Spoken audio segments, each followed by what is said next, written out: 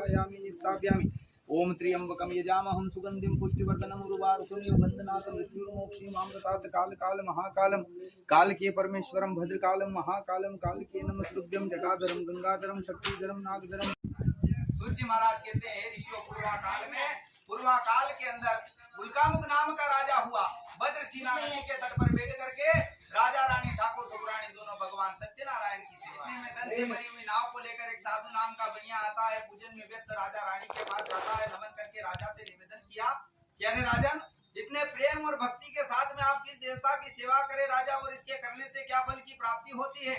राजा ने कहा है साधु नामक सेठ, अरबों खरबों का हीरा जवाहरात लाभ लश्कर हाथी घोड़ा सोना चांदी रुपया पैसा खजाना, किसी बात की मेरे राज्य पाट के अंदर कोई कमी नहीं, लेकिन उस राज्य के अंदर उसको भोग करने वाला ना तो मेरे कोई पुत्र था ना कोई पुत्री थी।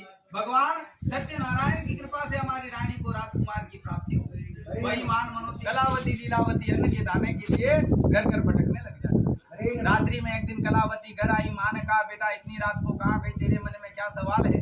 लड़की ने कहा माँ एक ब्राह्मण के घर गई, सत्यदेव का प्रसाद लेकर के आपके समक्ष आई हूँ। तुरंत याद आया कि बेटा तेरा भी जन्म नहीं हुआ, उससे पहले तेरे पिता ने वचन बांधा था कि मैं भगवान आपकी सेवा करूं, लेकिन आज तक वो एक दिन का भूखा रहकर के सेवा को याद नहीं रहा। एक दिन का आप तप नहीं कर पाया तेरा पिता, इस कारण हमें दुख आया है। दोनों माँ बेटियों ने याचना करी कि भगवान ब्रह्मा आदि 33 कोटि देवता आपके रूप गुण माया को नहीं जानते हैं सांवरिया सेठ, तो हम जन्म लेके मरने वाले जीव आपकी माया को क्या पहचाने। हे परमात्मा रक्षा करो, दया करो, कृपा करो। मेरे जमई साहब और मेरे पति देव जहाँ कहीं भी है सकुशल अपने देश में लौटा दी। बार बार याचना करने पर भगवान को दया आई। राजा चोर नहीं साहूकार हैं, मेरी माया से दुख को प्राप्त हो। तुरंत राजा मुक्त करो, आजाद करो, अन्यथा तेरा सर्वस्व राजपाट धन माया नाश हो जावे।